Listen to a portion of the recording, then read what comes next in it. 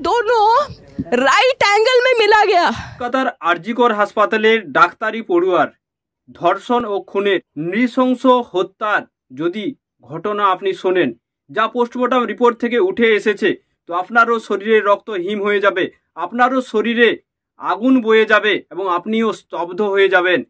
সেই ডাক্তারি পড়ুয়া আমাদেরই পরিবারের বোন, দিদি, আমাদেরই পরিবারের মেয়ে। তো ভাবুন তার সঙ্গে যে প্রত্যেকটা মুহূর্ত কতটা যন্ত্রণাদায়ক কেটেছে, তো কল্পনাও আপনি করতে পারবেন না।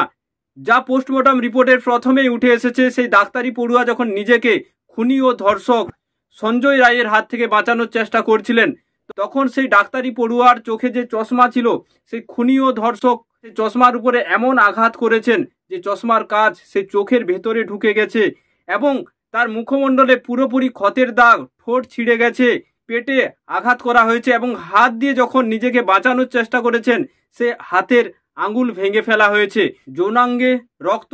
সেই সঙ্গে সঙ্গে আমরা পোস্টমর্টম রিপোর্ট থেকে এটাও জানতে পারি যে দুটো পাকে একেবারে ছিঁড়ে দেওয়া হয়েছে এবং যখন গলা টেপে শ্বাস রোধ করে যখন নৃশংসভাবে হত্যা করা হচ্ছিল, তখন হত্যা করার সময় গলার যে হাড়, সেই হাড় পর্যন্ত ভেঙে যায়।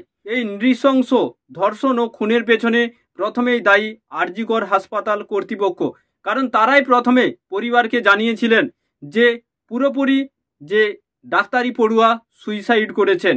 যাই হোক, আমরা এখানে গোটা পশ্চিমবঙ্গবাসী, ভারতবাসী এবং গোটা বিশ্ববাসী এই যে ঘটনা তীব্র নিন্দা করি এবং যিনি দোষী, যিনি ধর্ষক, যিনি খুনি বা যদি আরও পেছনে কেউ থাকেন, তাদের উপযুক্ত যে কঠিন থেকে কঠিনতম শাস্তির ব্যবস্থা করা হোক, এইটুকু আমাদের তরফ থেকে আর্জি।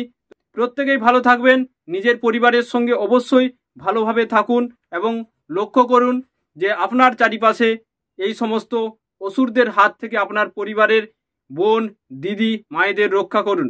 Thank you so much for watching. ভিডিওটি অবশ্যই শেয়ার করে দেবেন। Thank you.